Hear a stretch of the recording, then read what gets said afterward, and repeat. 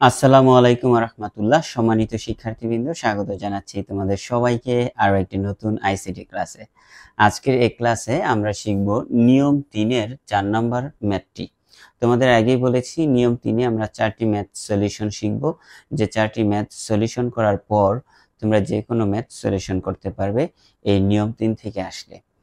আসো তাহলে আমরা চমৎকারভাবে আজকের ম্যাথটি সলিউশন করি। প্রথমত আমরা ম্যাথটি পড়ে নিচ্ছি। এফ সমান এখানে দেওয়া আছে এ বার, বি বার, সি বার, তারপর পুরোটার উপরে বার প্লাস এ বি হোল বার, এরপর এইটা এবং এটা এই দুইটা রাশির উপরে আবার বড় একটি বার। তো আমরা সমাধান করার জন্য এখানে ম্যাথটি আরো একবার তুলে নিচ্ছি। এফ সমান এই যে এ বার, তারপর বি বার, এরপর সি বার, এই যে প্লাস এ বি হোল বার। এবার এই যে বড় বারটা, এই বড় বারটা পুরোটার উপরে দিয়ে দিলাম। প্রথমত আমরা যে কাজটি করব সেটা হচ্ছে উপরের এই যে বড় বারটা, এই বড় বারটা এই প্লাসের এই জায়গার মধ্যে আমরা ভেঙে দিব। আর প্লাসের এই জায়গায় যদি বড় বারটা আমরা ভাঙি তাহলে প্লাস চিহ্নটা কিন্তু গুণ চিহ্ন হয়ে যাবে। তাহলে আমরা প্লাস চিহ্নটাকে গুণ চিহ্নে পরিণত করি। তবে এখানে কিন্তু এই যে আরেকটি বার ছিল, আমি এখানে এই যে আরেকটি বার দিয়ে দিচ্ছি। তো দেখো আমরা এখানে বারটা ভাঙবো। ভাঙার জন্য আমরা প্রথমত লিখলাম এ বার, বি বার, সি বার, তারপরে যে এদের নিজস্ব বার। এরপর এই যে বারটা যে আমরা ভাঙবো, অর্ধেক বার পাবে এটা আর বাকি অর্ধেক পাবে এটা। তো অর্ধেক বার আমি যে এখানে দিলাম, আর এটা প্লাস ছিল, এই যে গুণ চিহ্ন দিলাম। আর এখানে এ বি হোল বার লেখার পর এই অর্ধেক বার চলে আসবে এই যে এটার উপরে আসলো। আসার পর কারো উপরে ডাবল বার থাকলে বারে বারে কাটা যায় এবং ওই সংখ্যাটাই বসে।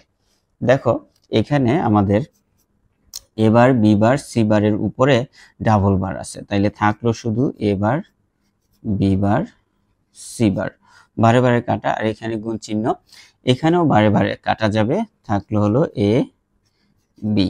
এখন একটা জিনিস ভালো করে বোঝার চেষ্টা করো, এই দুইটা কিন্তু আলাদা না, এখন এগুলা সব গুণ অবস্থায় আছে। এখানে এ বি সি বার সব কিন্তু গুণ অবস্থায় আছে। ঠিক একইভাবে এটার সাথে এগুলো কি আছে, গুণ অবস্থায় আছে। যে গুণ এটা, তারপর এটার সাথে গুণ এটা, সবগুলো গুণ অবস্থায় আছে।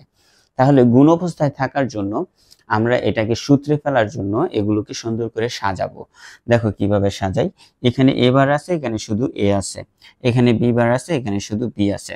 তাহলে আমরা এভাবে লিখতে পারি এ বার, বি বার, তারপর লাস্টে থাকলো সি বার। আর তোমরা ভালো করেই জানো, এখানে একটা সূত্র আমি লিখে দিচ্ছি, যেটা এর উপরে ডাবল বার মানে শুধু এ, এই সূত্রটা। আর আমরা এই যে প্রথমত যে কাজটি করেছি, বড় যে বারটি ভেঙেছি, এটা কিন্তু একটা সূত্রের মধ্যে পড়ে। সেটা কোন সূত্র? এই যে এ প্লাস বি হোল বারের সূত্রটা, এই যে এ বার ইন্টু বি বার, এই সূত্রের মধ্যে পড়ে।